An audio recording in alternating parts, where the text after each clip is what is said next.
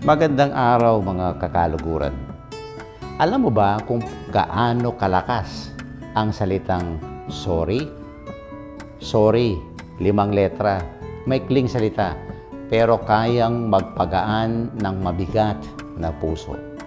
Minsan, hirap tayong mangingi ng sorry kasi may pride, kasi ayaw nating matalo, kasi feeling natin tayo ang tama. Pero ang totoo, hindi kawalan ang paghingi ng sorry. Hindi pagiging mahina ang paghingi ng sorry.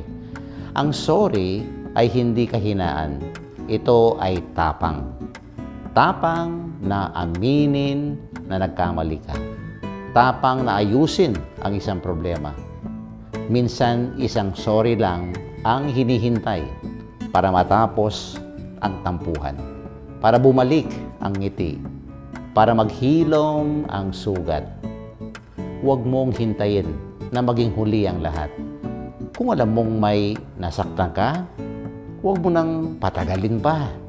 Sabihin mo na dahil minsan ang sorry ay simula ng kapayapaan ng puso at kaisipan. Manalangin tayo.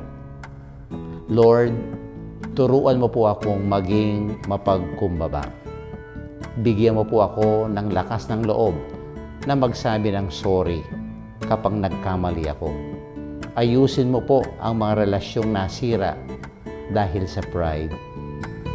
Amen.